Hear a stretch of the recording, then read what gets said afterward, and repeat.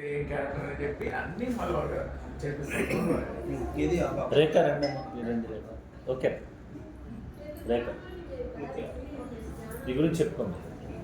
Acting acting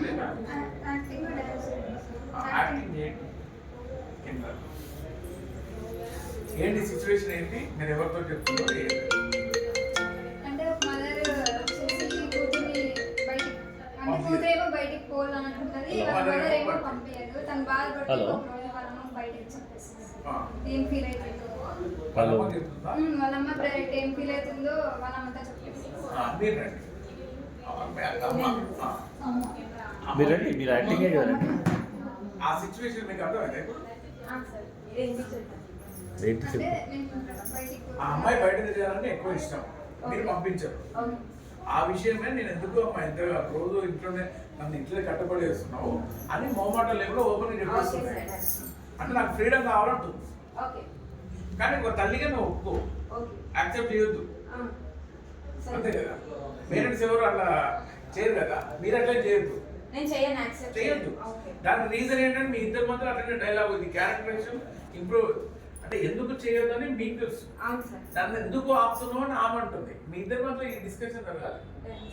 okay, నవ్వుకోదు, serious.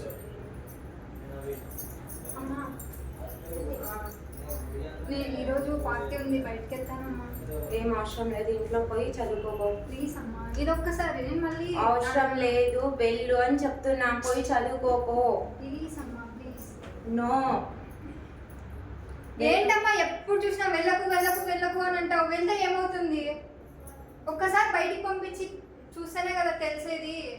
నీకు అర్థం అవ్వట్లేదు, బయట సమాజం బాలేదు, మెచ్యూరిటీ అవ్వలేదు. దయచేసి విను, పెద్దలు ఎందుకు చెప్తారు? నీ మంచి కోసమే చెప్తారు. ఏంటి మంచి మంచి? మా ఫ్రెండ్స్ అందరు డైలీ బయట తిరుగుతారు, నువ్వు ఒక్కదానివే నన్ను పంపి అస్సలకి.